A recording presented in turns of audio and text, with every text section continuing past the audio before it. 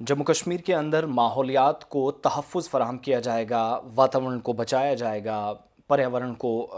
संरक्षण देने के लिए सरकार काम कर रही है। ये सारे के सारे दावे कागज़ों तक महदूद हैं।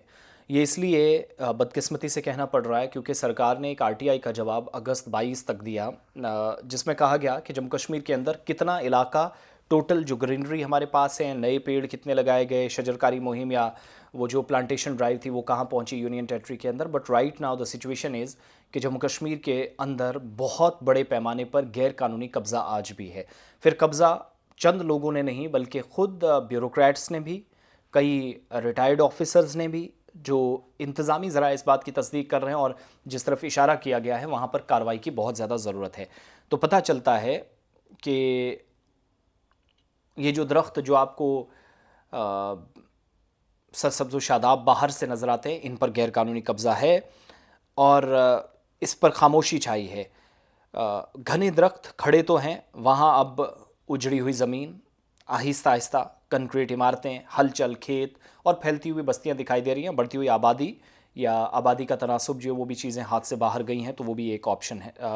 वो जो एक परेशानी का सबब या मसला बन रहा है। आरटीआई जो एमएम शुजा साहब की तरफ से दायर की गई, मारूफ आरटीआई एक्टिविस्ट हैं, उनको जवाब दिया गया महकमे की तरफ से 22 अगस्त को और ये हैरान कुन और होश उड़ाने वाला इंकशाफ हुआ, जिसमें कहा गया जम्मू कश्मीर में 3,86,000 कनाल जंगलात की ज़मीन जिस पर कब्ज़ा हो चुका है, जबकि सरकार ख़ुद भी तरक्याती कामों के नाम पर इन सब्ज़ तरीन इलाकों में या महफूज जंगलात को दूसरी जगह या दूसरे एतबार से काम कर रही है। डेवलपिंग साइट्स बनाई जा रही हैं, प्रोजेक्ट्स हैं, तो वहाँ पर जंगलात का कटाव भी बेदरीक तरीके से हो रहा है। आदादोशुमार में इस आरटीआई में सरकार ने जवाब दिया है कि 2001 से अब तक फ्रॉम पास्ट 24 ईयर्स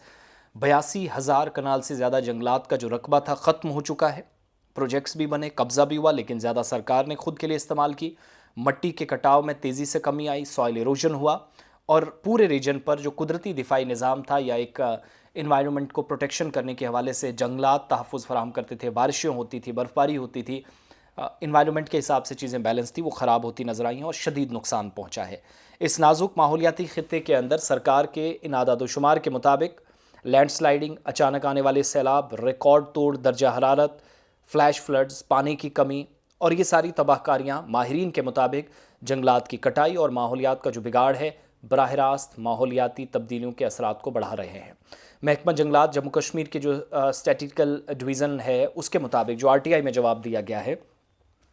19,557 हेक्टर यानी 3.86 लाख कनाल जो जो जंगलाती अराजी है, जंगलात की ज़मीन है, कब्ज़े में है और मजमूई जंगलात का रकबा जो 1% बनता है, लेकिन कब्ज़े की नौइयत और इसका महल वक़ू सबसे ज़्यादा ख़तरनाक और गैर महफूज बना रहा है, जो परेशानी का सबब है। इसमें बड़ा इंकशाफ क्या हुआ है, कठुआ में तशवीशनाक इजाफा हुआ है, जहाँ पर जंगलात का रकबा तो था लेकिन बड़ा वसी इलाका कब्ज़े में लिया गया है। सरकार ख़ुद भी प्रोजेक्टिंग साइट्स या डेवलपमेंटल प्रोजेक्ट्स बना रही है और दूसरे महकमों को इन ज़मीनों को दे रही है, तो वो महकमे बेदरीक काट रहे हैं। आप एनओसी दे रहे हैं, नो ऑब्जेक्शन सर्टिफिकेट के नाम पर आपने कत्ल गारत किया है और खून खराबा तो हम इसको नहीं कहेंगे, लेकिन सरसब्ज़ व शादाब जंगलात को काटना तहफ़्फ़ुज़ के नाम पर, तरक्याती कामों के नाम पर, ये खून से या कत्ल से कम नहीं है। वाइल्ड लाइफ वार्डन कठुआ के दफ्तर से आरटीआई के मुताबिक 15 अगस्त को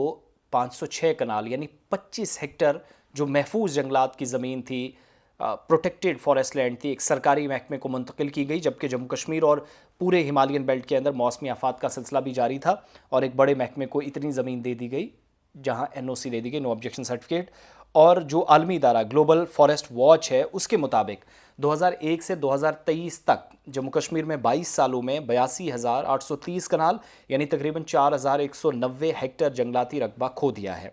और माहिरीन बता रहे हैं कि जंगलात का खात्मा बराह रास्त कुदरती आफात को दावत दे रहा है,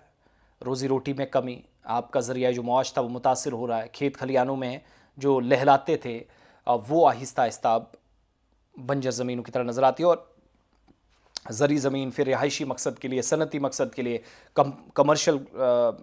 बिल्डिंग्स में इनको बनाना या तैयार करना, ये बड़ी मुसीबत है। अब डायरेक्टली सवाल ये, क्या अथॉरिटीज़ जवाब देंगे कि जो हज़ारों या लाखों कनाल सरकार की ज़मीन पर या जो कुदरती ज़मीन थी या कुदरती जंगलात थे, तहफ़्फ़ुज़ फराहम करने के नाम पर कब्ज़ा हुआ, ये कब्ज़ा किसने किया है? सरकार की एक बड़ी अच्छी बात है कि वो इस डेटा से हमेशा बचती है, क्योंकि इसमें अफसरान आते हैं, पुराने ऑफिसर्स आते हैं, पुराने लोग आते हैं, गड़बड़ियाँ की हैं। और अनफॉर्चुनेट पार्ट, हाल ही में आपको याद होगा कठुआ से लेकर